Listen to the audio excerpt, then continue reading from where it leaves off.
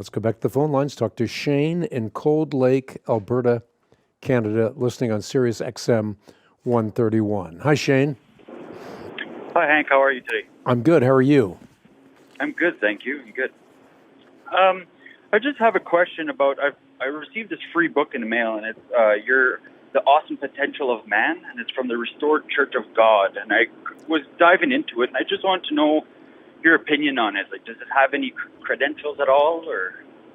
Well, it's not. It doesn't have any credibility, and it's kind of interesting that you would call today because I was just answering a question about, some of the correlations between the identity movement of a person, Peter Peters, who's now deceased, and Armstrong, who's also deceased. But yeah, this is a book written by David Pack. He's the pastor general of the Restored Church of God. And they have a website which tells you that this is a movement committed to preserving and teaching everything that Armstrong taught. So if you want to know what David C. Pack is all about, all you have to know is what Herbert W. Armstrong's legacy was. Well, one of the things that comes to mind immediately is Herbert W. Armstrong taught his followers to deny the Trinity.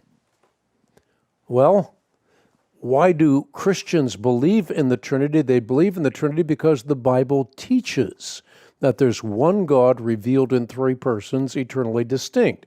It's not something they comprehend, but something they apprehend, and therefore bow their knee before what Scripture teaches to them. And as I've said many times on the Bible Answer Man broadcast, if you have a Unitarian God, you have a God that is not worthy of worship. Reason being is, absent the universe, there's no one to love, and therefore you end up with a morally defective deity. Obviously, in his teachings, you have a denial of the personality of the precious Holy Spirit. And again, we know through Scripture that the Holy Spirit is not an it is not a power, it is a personal being. The Holy Spirit is not it, the Holy Spirit is a personality.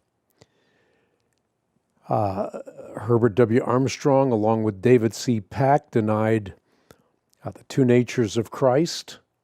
This is a huge, huge mistake, because the Bible clearly teaches us that Christ is one person with two natures, 100% human, 100% divine.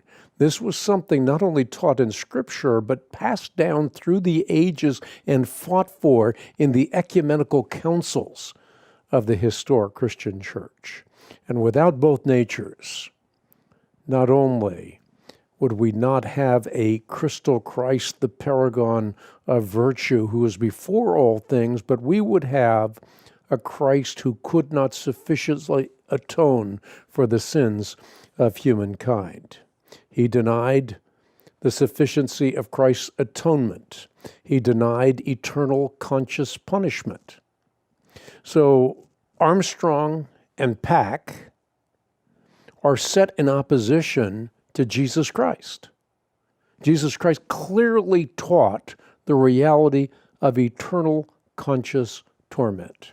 In other words, Christ taught what it was like, using metaphor, what it would be like to be separated from the love and the goodness and the grace of God for all eternity.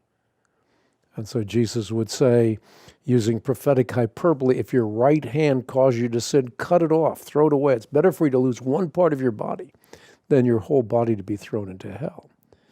So again, Jesus is pointing out how horrible it would be to choose to separate yourself from God's goodness and grace.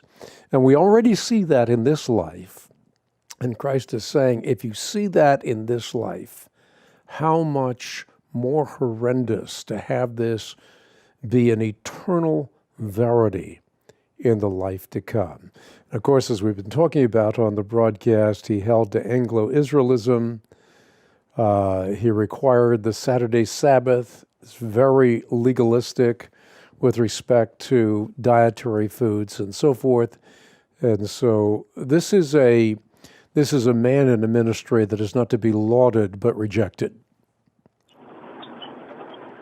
Okay. Yeah, perfect. Thank you. Because I got into his book about 25 pages in, and I already felt that there was something wrong with his message. So I appreciate it. You got it. And thank you so much for your call.